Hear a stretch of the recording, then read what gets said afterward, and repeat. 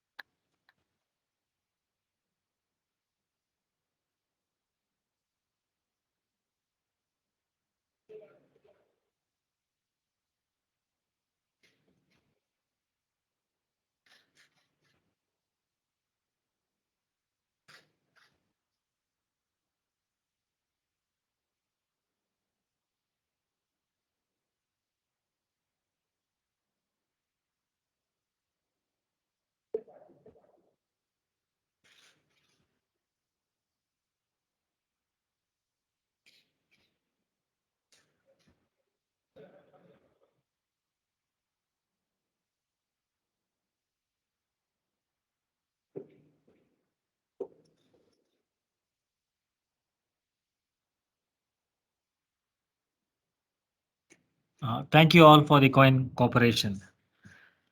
This session has been organized under the aegis of the MSME Council of BCIC. We would like to specially thank Mr. Indu Shekhar, the chairman of the BCIC MSME Council and head strategy development and operations, Volvo Group of India.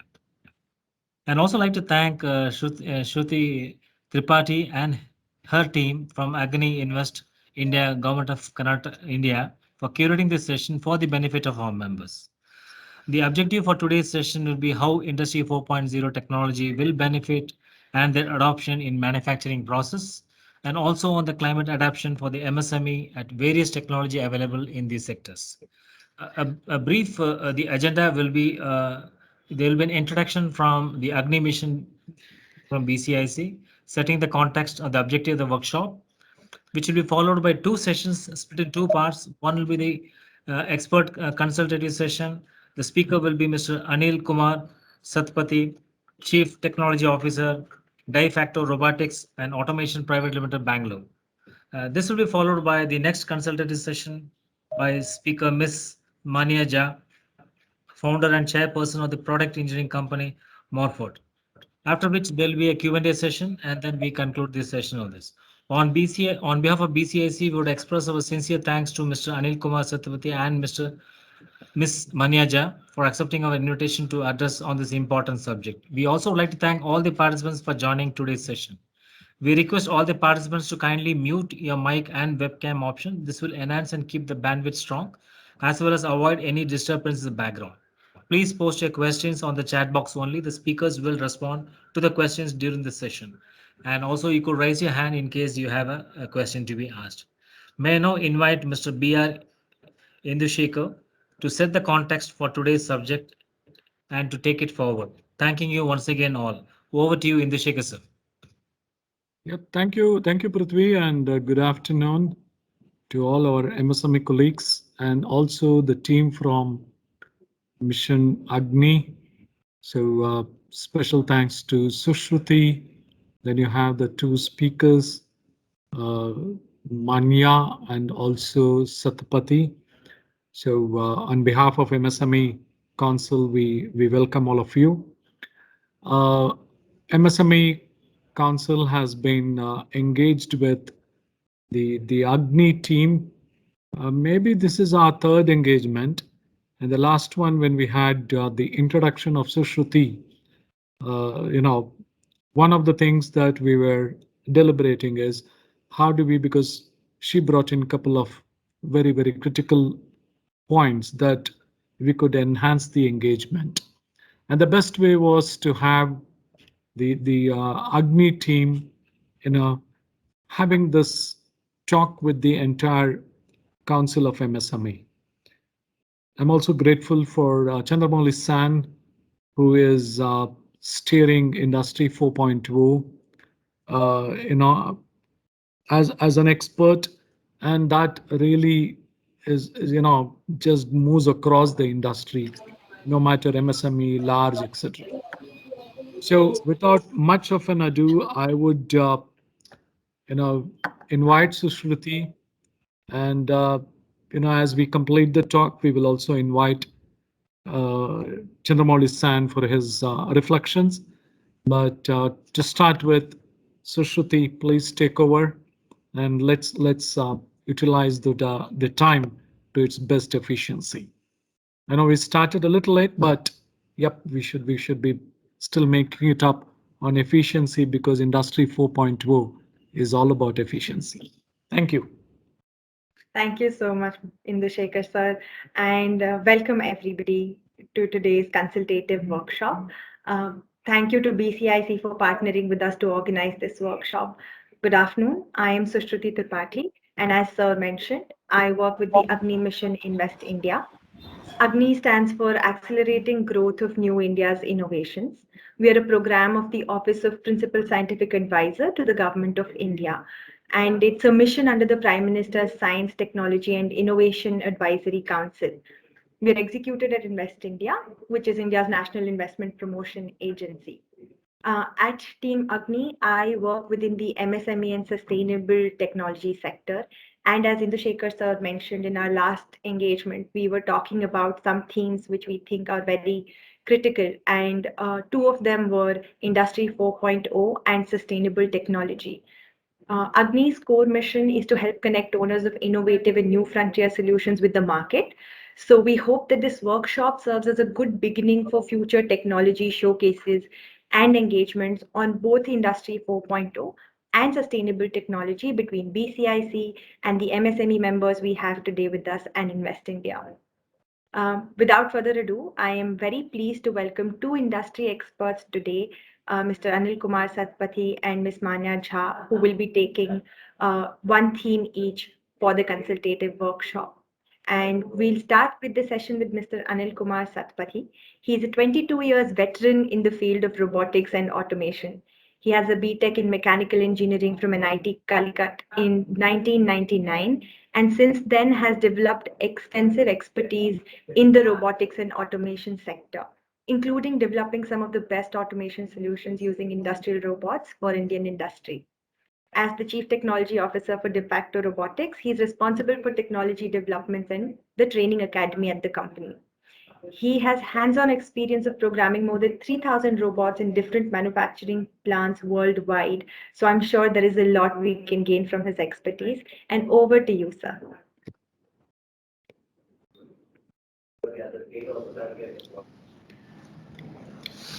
Thank you. Thank you, Shruti. First of all, I would like to thank Invest India and BCCI for arranging such a wonderful session and giving me an opportunity to come in front of all you people and speak about industrial robot and automation, what you are today here to know more about Industry 4.0. Okay, I'll just make a brief presentation.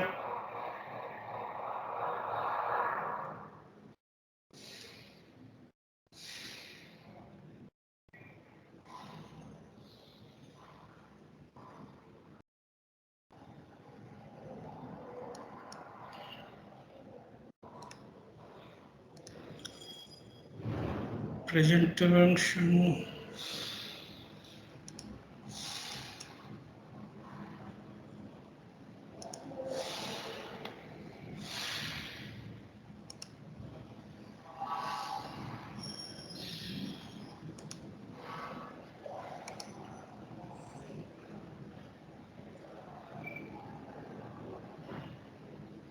Are you able to present, Mr. Satpathy? Not able to, it is not showing me to share my screen. Okay. Prithvi sir, could we make Mr. Satpathy a presenter? Yes, there it is. We can see your screen now. Okay, now I'm able to see my screen. Okay, Yes. I'll just like to go about robot-based industrial automation system for Industry 4.0, mainly in MSME manufacturing segments. How is it used?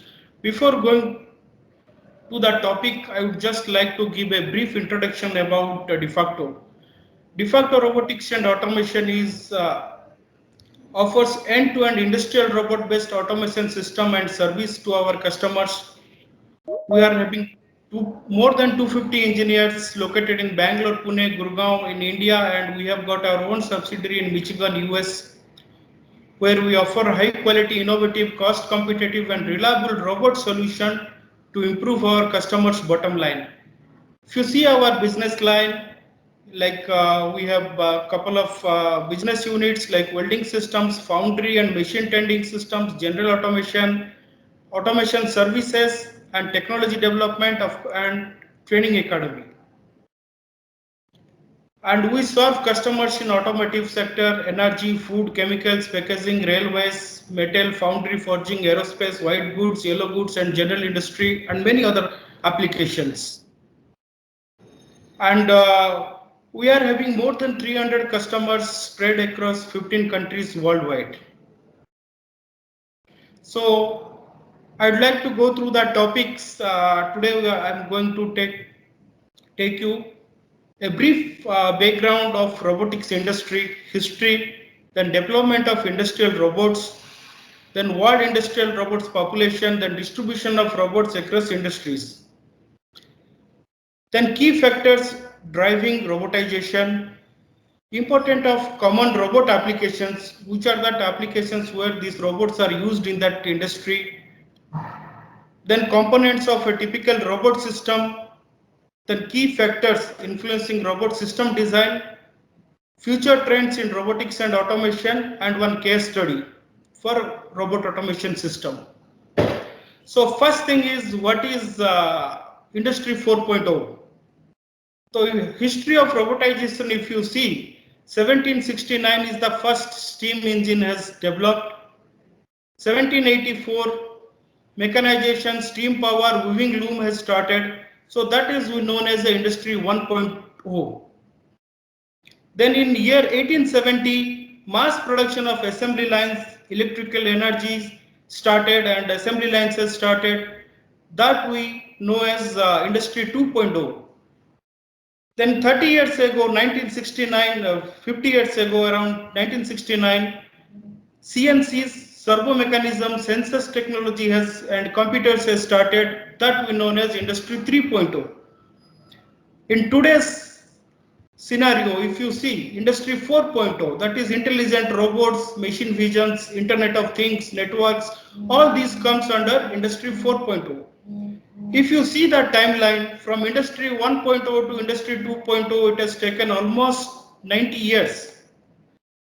Then again, 90 years is taken for Industry 2.0 to 3.0. But after that, if you see in next 50 years, we have reached 4.0 industry.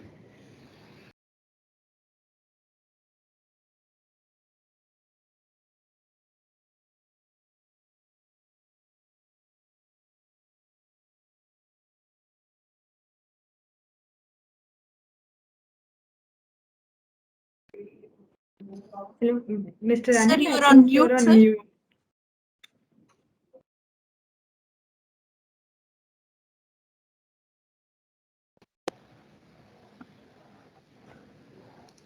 Are you able to hear now? Yes, sir. Yes. Yes.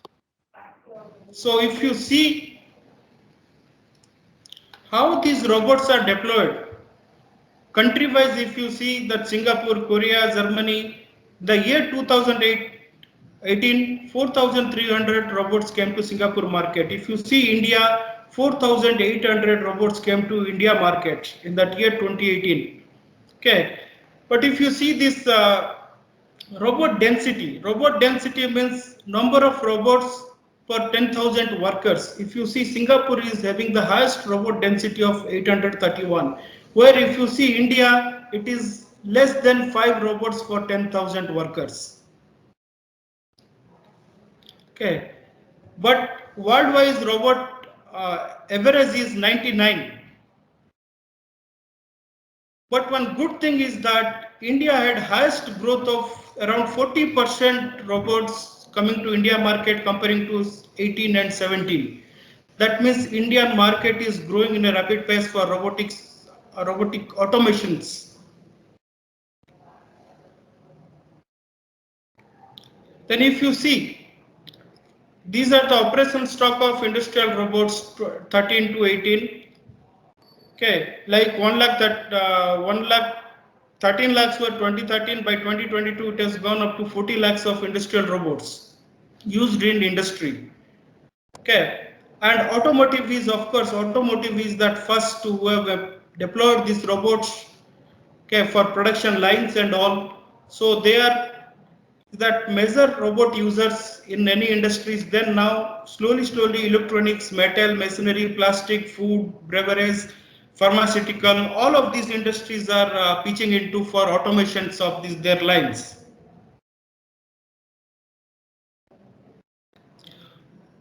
Key factors driving this robotization. There are some internal and some external key factors like unburdening of workers, or some workers are working in hazardous conditions, so people would like to go for automation of those areas. Second one is improved safety.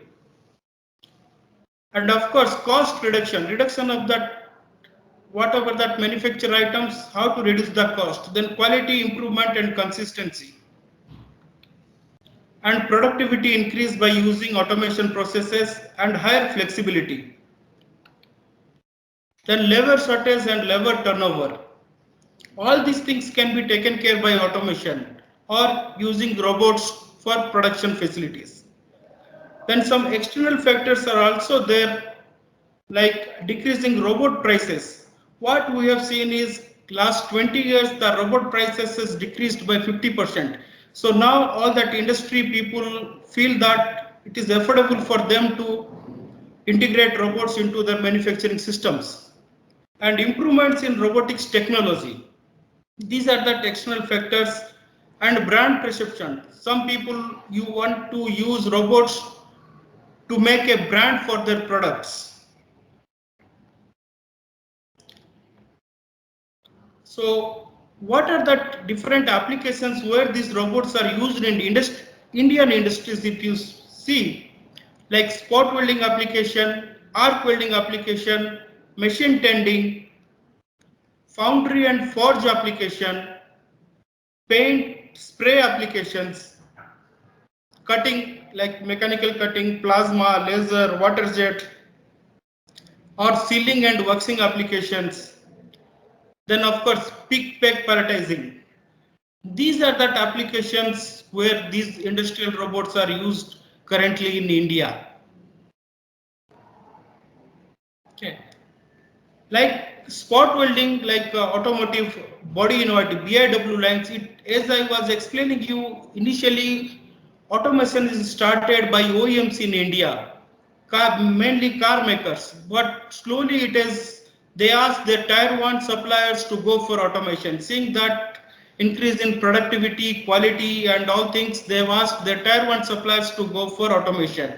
Then slowly it has moved to tier 2 suppliers. So now we are seeing that lot of robots are coming in OEMs as well as tier 1 and tier 2 suppliers for automobile industries.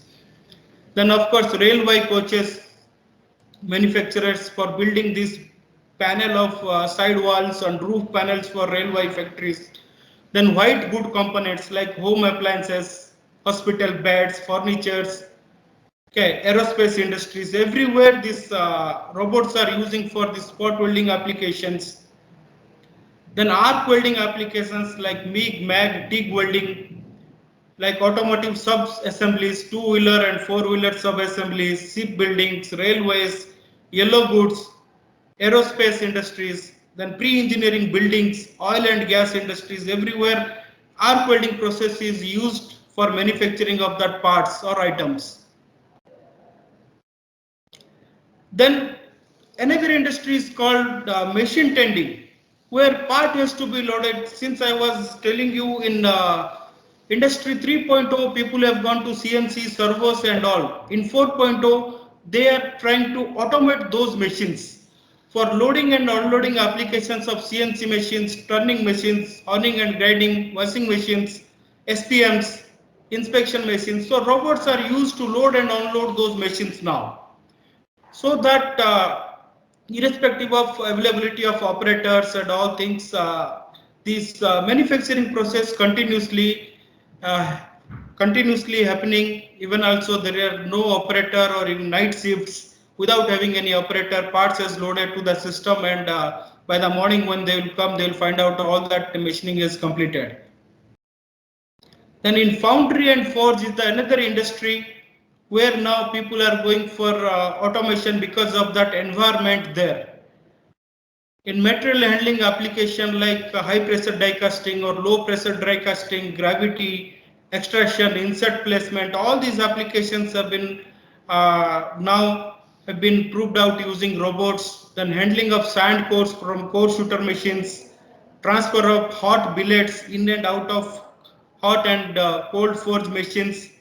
Then fettling applications like runner and gate cutting, parting line, burrs removal or polishing application, then sand pour parting lines devouring, aluminum pouring or ladling, then draw skimming. All these applications robots are used now in industry.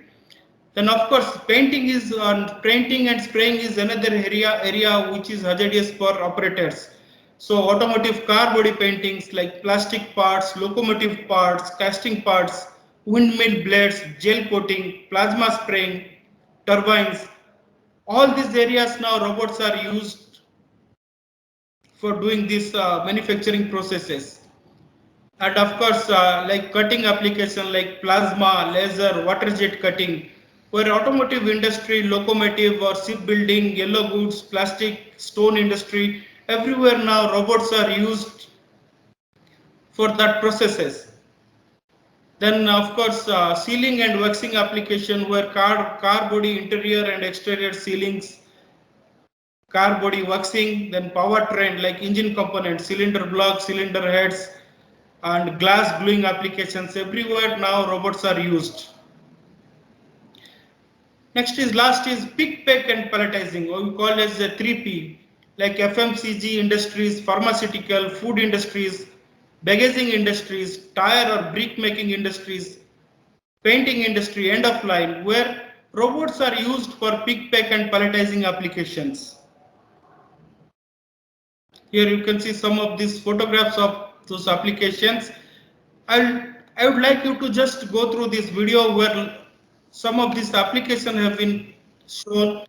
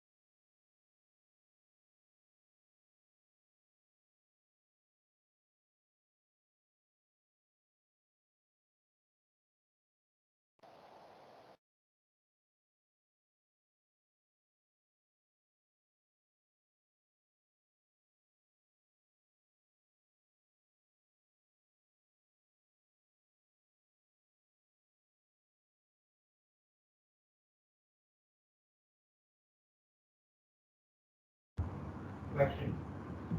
Yeah. And with this,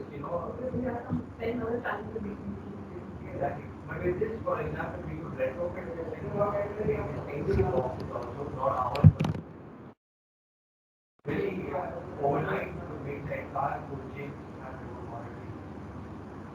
Which I think is extremely possible, especially as now the biggest challenge is not the biggest.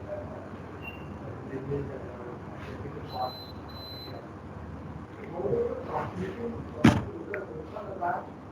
Yes, exactly. This is on the box. This outside. So you can see outside what the status is. So because you don't need to, basically what it does is you can, anything is working or not working or not. Just looks at this and says it's okay or not. Mr. Satpathy, I'm not sure if the video is supposed to have more explanations in audio, but if you could explain some of the technologies. Yeah, so some of that applications I'll explain you, like this is, as I explained you, is a spot welding application where robots are using for making these roof panels of train coach welding, train parts. No, Tripathi, I think he has not switched on the computer sound audio, which he has to do in the beginning. When that is you not have working, okay, you have not heard anything. Okay, I will explain you. Basically, different applications where I was explaining you that how these robots are using in this industry here, train coach welding, spot welding applications. Okay, next one is child parts of car industry where robots are using for making these child parts in tier 1 suppliers of that car industries. Okay, next, this one is for palletizing applications, end of the line palletizing, where these rolls have been made, film sheets, rolls are made, and robot is used for taking out rolls and putting into a palletizer table. And here these glasses, that mirror glasses of that car and two-wheeler bikes, what you are using, this has to be both the pass through a oven. So these robots are used for putting these glasses in a way so that other robot can load it into that one and take out that heated glasses out of this. This is that application. Then here is that core stamp assembly. I will explain you this one as my case study. I will explain you what is exactly this core stamp assembly robots are doing here. Then of course this is like a grinding up. This is the plasma cutting of parts. Robot is using for cutting this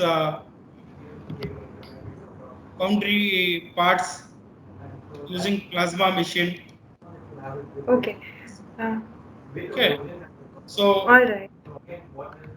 then Mr. what are the different components in a typical robot system? Like it consists of robots, then auxiliary access, like robot is mounted on a gantry or on a tracks or positioners for parts. All these things are part of that robot system. Then end of farm tooling we call is a EOT, like for some pick and place applications, gripper is required. For spot welding application, welding gun, or for arc welding application, welding torch is required. So all these things is the part of that end of farm tooling. Then of course, safety system in a robot system like fence guard is required. Then light curtains for operator safety, scanner safety, door plugs. If somebody wants to enter inside the cell, we have to take out the door plug, then only enter, because these robots are moving at high speed. Sometimes it may have some accidents also if people are not careful entering the cells or working with robots. Then of course, like cell line controller, PLC, HMI, industrial PCs to control all the robots. As you know, robots are not intelligent by themselves. So we have to program it, and somebody has to give a signal to robot where it is to, when it has to work. So all these things has been controlled through PLC. Okay. Then of course sensors like vision systems. Currently, if you see, a lot of development is happening in vision system where cameras are put on robot. It can see, it can check, then it can pick the parts or identify the parts. Then of course jigs and fixers where part is loaded for that robot to work.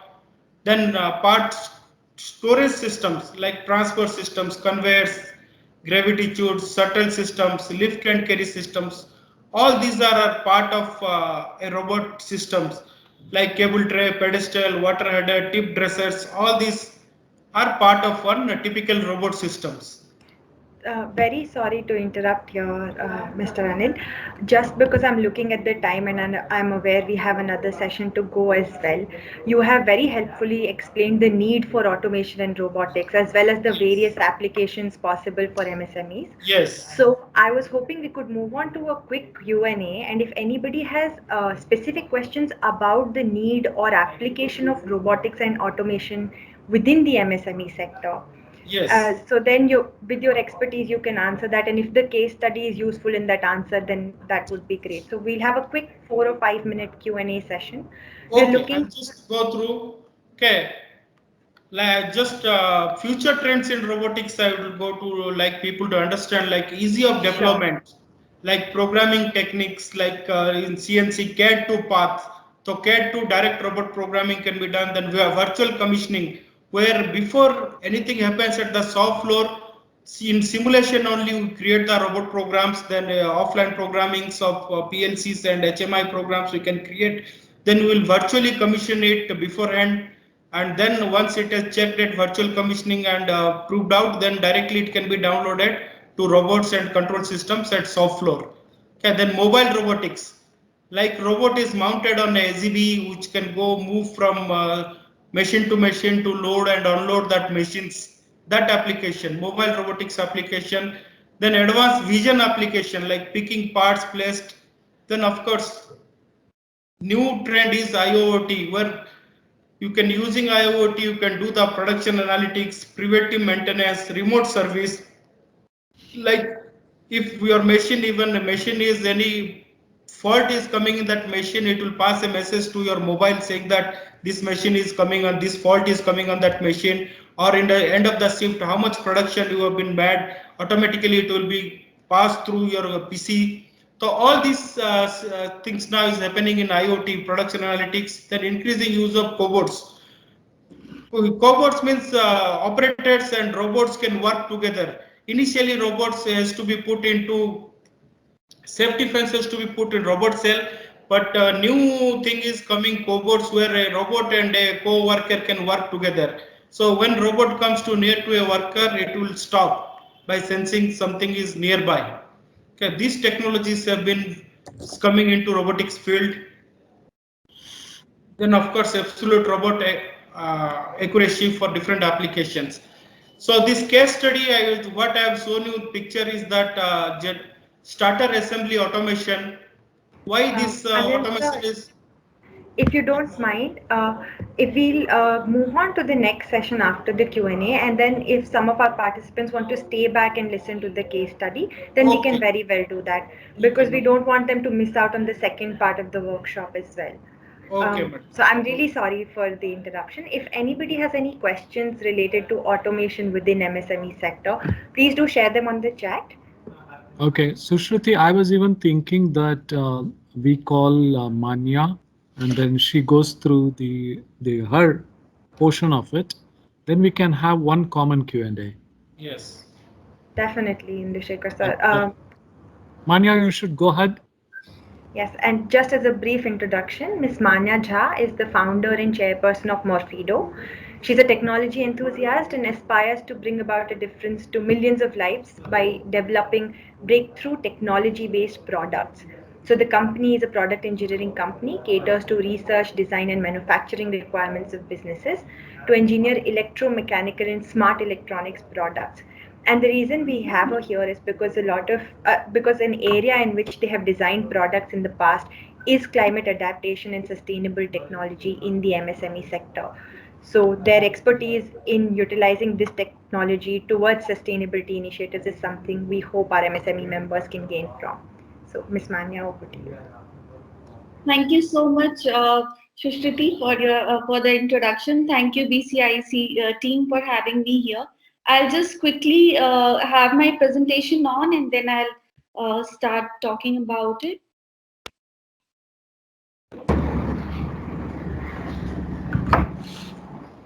In the meanwhile, If anybody has questions, please feel free to drop them in the chat and I'll take all of them at the end of both sessions.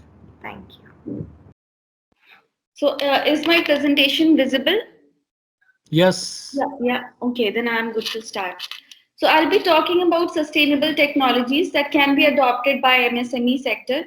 And Sushruti already gave a brief, introduction about who I am and what we do at Mofido. But I would still like to add a few more, aspect to it. So we are a product engineering company, and we closely work with R&D and new product development departments of firms ranging from startups to government bodies to large enterprises alike. We are a startup, a 6 years old startup now, and we work in the domain of defense. We work, we have deployed IoT systems. We have developed several COVID-related electronic devices. Our core expertise is in design and manufacturing, and we are also working on a couple of AI research. We are also working on a defense product. Primarily, we are developing a sensor for aircraft application, and we are working in collaboration with DRDO and ADA to develop the sensor.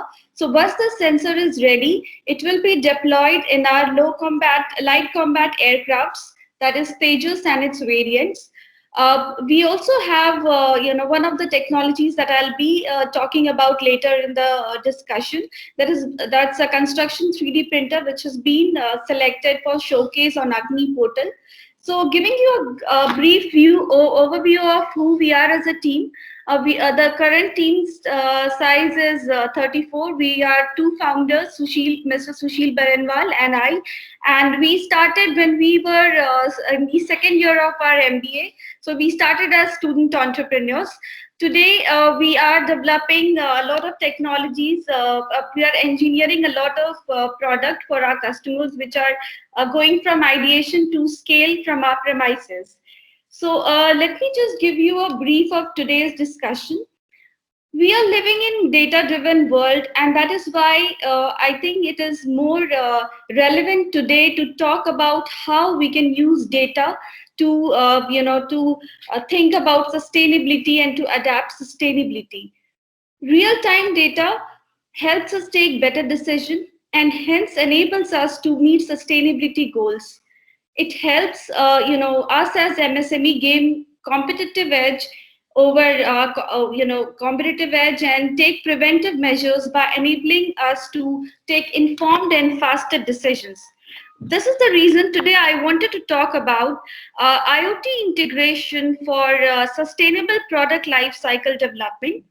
I also wanted to give a couple of input on how every factory can adopt a couple of techniques to save energy.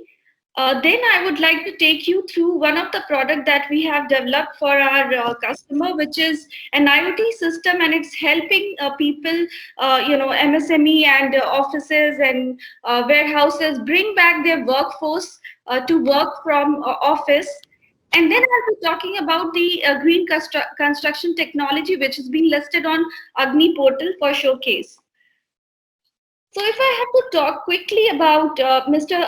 Satpathy sir talked about IoT being a part of Industry 4.0. I would just give you a glimpse of what IoT is for people who are not really aware, just a very quick glimpse. So these are devices which are connected through internet, and these are continuously communicating with each other and sharing information with each other, enabling us to get a whole insight of data around the problem statement that we target. So just a very quick glimpse into what goes into IoT device as a whole. So there are physical device which has sensors, which has PCB, and which has firmware code written to drive these sensors and PCB. Then there are communication gateways which enable the communication to happen. And then there is backend and front end. So here the front end, as we know, is for the users, and the backend is there's a whole lot of data analytics that can be further used by the MSME or anyone who intends to use the IoT device. So if we talk about how IoT can be integrated for sustainable product life cycle, so then we have to rethink our product life cycle. And when we have to rethink about the product life cycle, that has to start from sourcing, from design and manufacturing, then how we are distributing it, how the product that we are manufacturing is being used, and how do we look at reusing and recycling the product that we have supplied in the market. So it should not, whatever product we are making as MSMEs or supplying to the market should not be just thought upon like, okay, so we have made it, we have supplied it, and our work is done. We need to rethink at each of these stages how we can use technology to make the business sustainable and for us to gain a lot of competitive advantage. So let me just take you through all of these in a very let me be very quick and specific. So if we talk about sourcing, I'm talking about right from raw material procurement. So suppose if we as an MSME are using a raw material which is coming from the farm or which is coming from an agriculture area. So they're using a lot of raw natural resources like water, energy. Now these suppliers of ours, these vendors of ours, need our help to understand how to optimally use this natural resource. And how can we help them? We can either help them understand how the IoT technology can be used, or we can develop an IoT device and that can be given to them, which later helps us understand, okay, so if they're using this much of water, how much of water are they using? What is the optimal amount of water that can be used for at the back end, and how can we reduce the wastage that's happening? So a lot of data over there, a device can be deployed, we can get a lot of insight, and then the process can be improved. When we look at design and manufacturing, these devices, these intelligent systems that can help us track and increase the design efficiency of our product and also help us reduce process waste. If we further look into our into our supply chain partners or distribution partners, so when we are MSME, we are either just using our own transportation system, or we are partnering up with people, with the vendors to use their transportation systems. So there as well, there is a scope to incorporate technology. These are intelligent transportation system where you can deploy IoT devices to let you know the vehicles that are moving to and fro, can they use the shortest path? Can they avoid the foggy path? Can they avoid a lot of things that are coming in their way? And how can they very well use the fuel that they are using? So all of these can come into picture. And then product usage. So once we have supplied our product, if we enable the product right from when the production has happened, if we enable them with technology, we can track those products. We can track the usage, wear and tear. For example, if we have produced an electronic device or any household device, and we are tracking the product with the IoT's incorporation, so we can have the data like if our product has not been used for 3 months at a stretch or 6 months at a stretch, then we can connect with our customers and understand why they are not using it. Did the product, was there a wear and tear in one of the part of the product? If it can be replaced and a product can go live again, so that the customer does not attempt to buy another similar product of a different company. So all of these intelligent insights can help us gain competitive edge.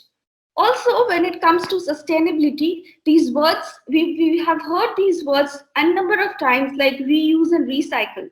So if we keep a track of our product and if they are not being used anymore, we can call them back for recycle. We can use the parts. Say if it is an electronic product, we can reuse some of the products, some of the parts or the components that can be reused and the further can be recycled. So a lot of benefits if we rethink about the product life cycle, all the aspects in the product life cycle, and that could contribute to sustainability. So I was just talking early about giving an overview of how every factory can adopt a few things that can help in energy, rethinking energy usage and hence bring in sustainability. So these are a few things that can be done with the help of, this technology, Internet of Things. So we can monitor and report the energy and power quality parameters. I'll just give you a basic example. For example, there's a factory and there's a lot of boilers and other equipments that are running around, and it has a normal thermostat. So the thermostat that we are using, if we can program, if we can make that device IoT enabled, and it can become a smart thermostat that can learn the usage patterns and automatically adjust itself to save energy. So any amount of energy saved in the in day-to-day activity will at the end result in a lot of energy saving. Then we can also have predictive calculations of an electricity cost using these demand-based approach. Once we start using the analytics in the that we have from the data that we have derived from the devices. Then, if we are using sprinkler systems for our cooling units, if we can monitor, track them, turn it off when needed, turn it on when needed, turn it off when not needed. So all of these can come into play, and then it can, result in a lot of energy savings for the factory, and it can result in sustainability for all of us. So very quickly, I'll take you through two technologies like I mentioned before. So this is an HVAC UV disinfection IoT system that was developed this product has been engineered by us and for the client UV Heal. So this is so these systems are deployed in the centralized AC ducts of factories, and so wherever you have these centralized AC systems, these can be deployed. And the benefit is that the system kills 99.9% germ, including coronavirus, from the air that passes through the air duct, and hence the device makes the air safe for breathing. So the benefit is that people get to breathe safe air. And as I said, we all know we are in we from the past 1.5 years, we have seen that people have been forced to work from home. So right now, organizations are interested. So they're not all industry which can work from home. So we are helping those industries bring back people to their office. And the system is actually being this has been deployed in many parts of India and also abroad. So if you see here, this is one of the the charts that can be seen in the back end of the dashboard of this device, where it shows the inactivation rate for the germs that are through the air. Now moving on to another green technology that's our in-house product, and this is the technology that has been listed by Agni portal. So this is a construction 3D printer, and by making this, so we have talked about robot. So this is a gantry-based robot, if you would like to call it so. And this automates the building of houses, and we are seeing it as a future of construction technology. So right now, if I would like to tell you how this works. This works by turning a CAD data into the CAD. Say if you have to design a house and I have a CAD data, so this device reads the CAD data and uses mortar as raw material and builds layer upon layer to make the house. So here we have a lot of benefits like faster, cheaper, environment friendly, because we know that in the normal construction there are a lot of construction waste. There's a lot of worker injuries that happen, a lot of construction hazard that happen. Also here in this machine, you do not have to bring a lot of raw materials to the site. So the only raw material that will be used here will be in the form of mortar. So you would not have to bring different raw materials to the site, and a lot of things that goes into construction. Hence is efficient. So hence this machine is efficient. It reduces cost and time of construction. And so right now we have deployed one machine in Hyderabad, and the other is work in progress, which will be probably in a month's time it will be ready for demo, and within 2 months will be deployed again at Hyderabad for building. So this customer of ours is building a resort where he'll be building unique houses with the help of this machine. So these are the technologies that I wanted to throw light into. And right now I'm done with this presentation, and I would like, if you have any questions, we would like to answer that. Thank you. Thank you so much, Ms. Mana, especially for finishing dot on time. We really appreciate it. And thank you for that explanation into different ways through which sustainability can be incorporated in day-to-day manufacturing processes, and also how new technology is helping us become greener and more sustainable. I'm sure there are questions that our MSME members have in terms of using this technology and how the sector can benefit from it.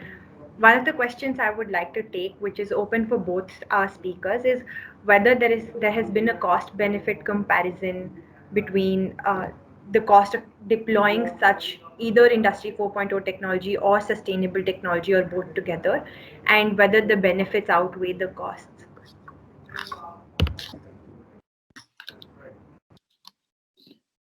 Will take. Okay.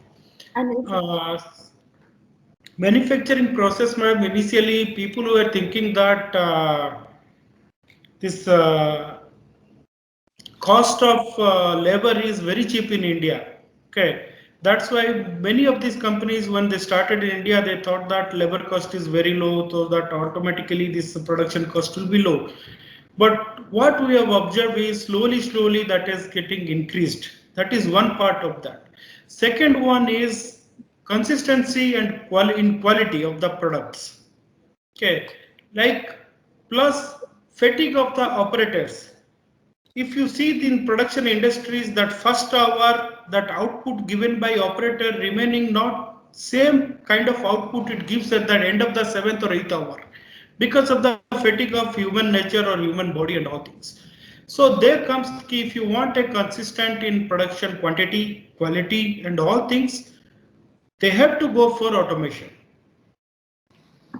Okay, automation is the solution for that, because not required like tea break time or lunch time, and all those times machine automatically can produce using automation. Of course, so when they find out like ROI, return of investment for any automation projects, they should see not only this manpower cost or operator cost and all, but also all these other factors, quality and consistency and all things. Okay. Yeah. I would like to add to Anil sir, and so whenever you are adopting these technologies, it's you should look at a long term. So if you think that you're going to deploy a robot or an IoT device today, and you would be able to do the cost benefit and or the comparison right this year or within 6 months, so that would not be the best way to go about that. I think again, as Anil sir rightly talked about, we have lack of skilled laborers, and if you look in terms of if I talk majorly about IoT, so if I have to again talk about it, so it's about data, and it's about training that data. It's about those intelligent insights which can be used for multiple things across the business portfolio. So it can help you gain a competitive advantage. It can help you in your expansion and a lot of things. So cost benefit analysis is definitely there, but if you're looking for an immediate one, so that would be difficult to comment on. Sure. Thank you. So that's planning long term is where we are bringing in sustainable tech and also Industry 4.0. Indushekar sir has a question about theoretically India needs, how many robots would India need for automation? Anil sir, would you want to take that? Madam, I'll tell you, 20 years ago, in a year, 100 to 200 robots were coming to India market. If you see today, it has gone up to 7,500 robots in a year coming to India market. And in next couple of years, IFR has predicted it will go up to 15,000 robots for manufacturing in Indian markets. Okay. For if you really want those to be implemented in Indian manufacturing industries, we require two things. One is a good integrator who can take these robots, and second one is manpower, trained manpower. These are the two things India right now required. These two areas. Okay. Good integrator should come, as well as, because I have seen many of our customers are struggling to get trained manpower into this field. That's why, if you remember, government is taking care for robotics is a course in nowadays they are promoting robotics to take course in all that engineering colleges and all. But it should be industry specific, like how directly they can be deployed into the industry, not that theory portion of it, but hands-on exposure, like simulations, softwares has to be used. All these things has to be improved in India, so that we will be gear up for taking all these 50,000 robots in a year into India market. Sir, perhaps that is also partially an answer to Chandramouli sir's question, which is how do we manage job losses caused by automation? But what you're suggesting is that automation will itself bring about newer job opportunities. Yes. So, and another question. Basically, it will skill up these operators, because right now, if somebody is doing only loading and unloading to a machines, if you use automation, the skill level of the operator has to be improved. He should understand the automation and maintain it.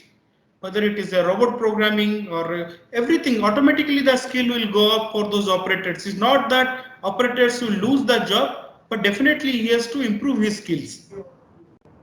It will be opportunity for them to improve the skill of the operators. And I think I'll take a final question, which is how affordable will this IoT and robotics and automation and Industry 4.0 and sustainable technology in general, how affordable is it for the MSME sector? If you talk about IoT again, IoT is a technology we can solve a lot of problem challenges through this IoT. It all depends upon what problem statement that you are trying to address.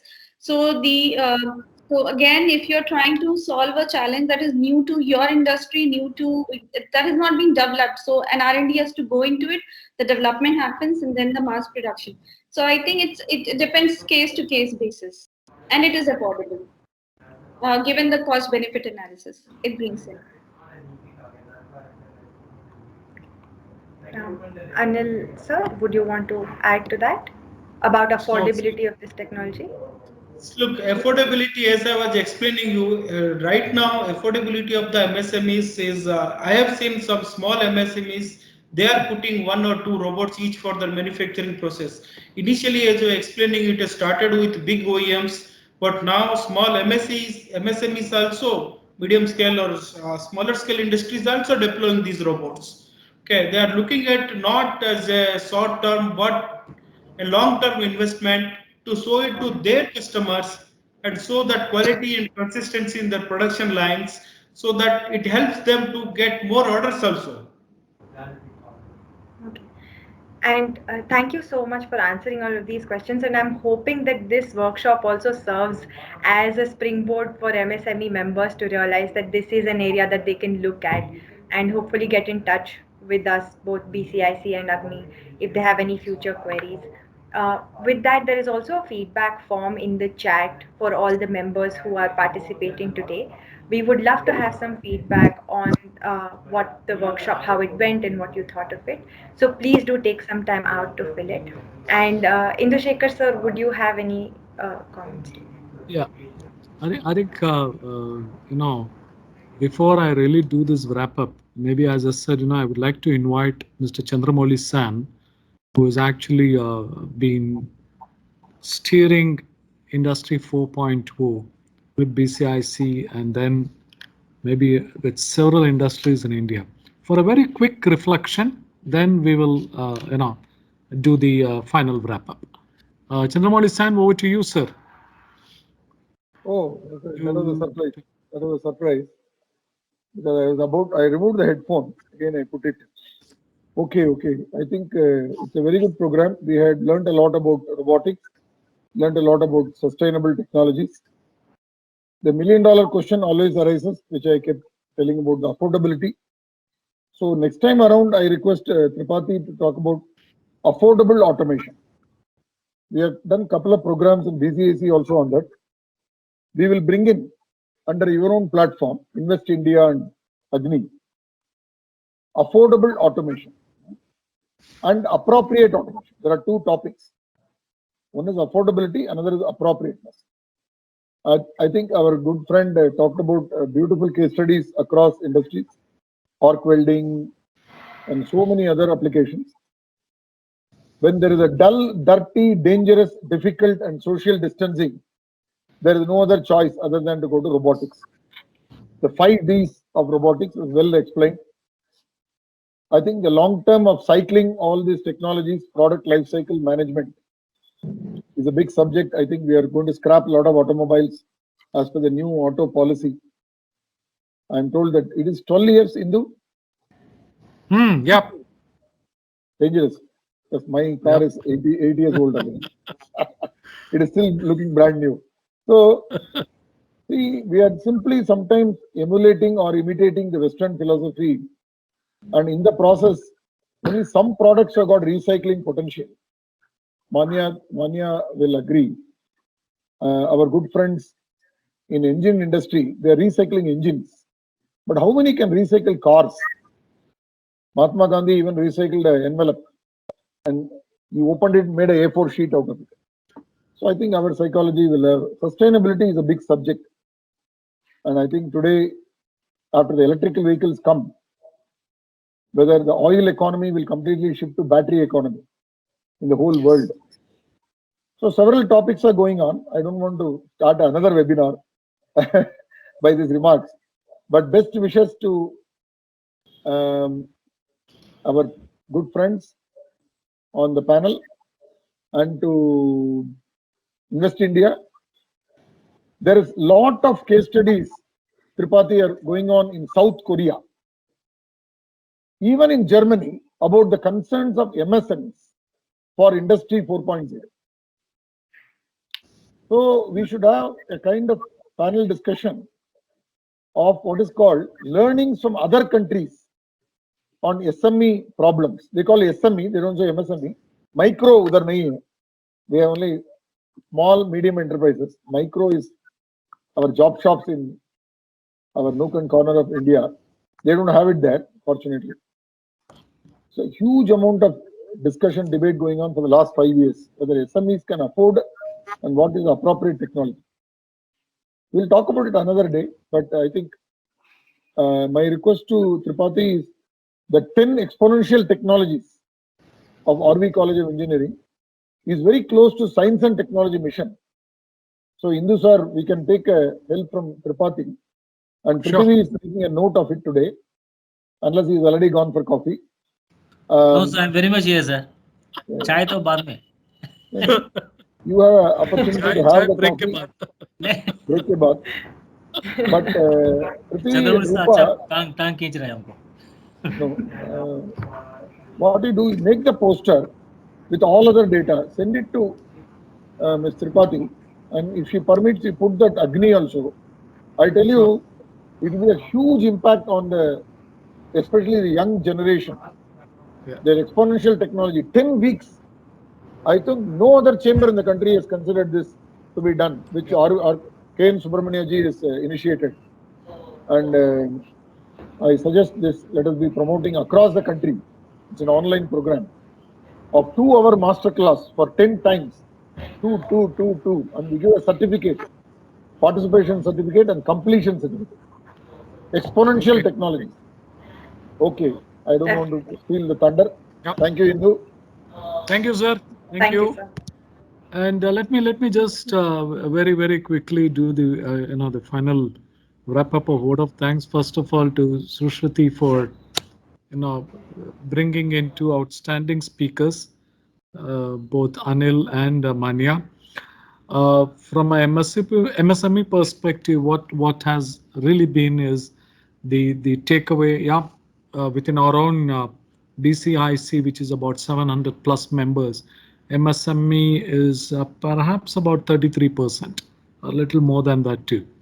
So coming from different sectors. Now, what we have done is more an awareness, uh, like what is also important is to keep the connect. So some kind of a tailor-made engagements to create that excitement within the MSMEs to get into this technology. It's always a chicken and an egg story, whether we need to bring the technology and then the business, or we we we wait to get this, whether the volumes going up or the business going up, and then bring the technology. So today the shift with many of the industries, especially with what you also said, Anil, is on MSMEs. The OEs are actually demanding that you need to have this kind of a setup. You need to have a robot. You need to have a cobot. The talking or the thinking is in that direction. So let's say the entrepreneurs like Manya and her own colleague there. I mean, I was super excited, when you said you're entrepreneurs and then your startup is about 6 or 8 years old. But this is the new generation India. So the new generation India is talking in a terms. There is a bigger percentage of the old generation MSMEs, etc. But the decision to make which technology we need to go, etc. That is also something that Invest India BCIC should be exploring. Get them to come away from that traditional thinking. Okay, it's going to cost you more, that this, etc. But then if those, what Chandramouli San talked, I really like the word that he used, affordable technologies. Okay, so when mobiles came into India, it was very expensive, and today it's all at throwaway and it's affordable for everybody. Similarly, very soon I do believe robots and cobots, etc., will be coming to that kind of an affordability for the industry. So then honestly, we have made sure keeping in pace with the global level, and then also we are making sure that the people get elevated to learning something new. So thank you very much for a very good awareness session. So we need to keep the engagement, and we will come back to you on some very specific tailor-made topics. Once again, on behalf of BCIC and all our MSME members who have participated in today's engagement, I do thank them from bottom of my heart. Thank you, Prithvi, and Rupa for organizing this. And finally, if Anubha is participating, Anubha, you're proceeding for your MBA for Yale University in USA. Best, and all the best to Manya, Anil, and Sushruti. Thank you very much. Thank you Have so a nice much. day. Thank you. Okay. And Thanks a thank lot. you everyone for coming in. Prithvi, you have to say something. Yeah, Yes, sir. Yes. Yeah, before we conclude, I thought we'll have our national anthem played, so it'll be really. Go ahead, sir. Yep. Yeah. Thank you. Thank you.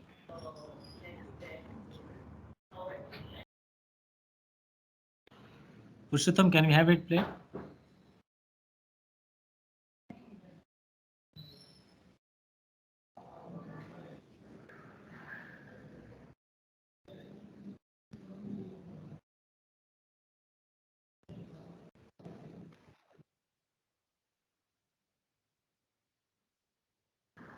Jana Gana Mana अधिनायक जय हे भारत भाग्य विधाता पंजाब सिंध गुजरात मराठा द्राविड उत्कल बंगा विंध्य हिमाचल यमुना गंगा उच्चल जलधि तरंगा तव शुभ नामे जागे तव शुभ आशीष मांगे गाहे तव जय गाथा जनगण मंगलदायक जय हे भारत भाग्य विधाता जय हे जय हे जय हे जय जय जय जय हे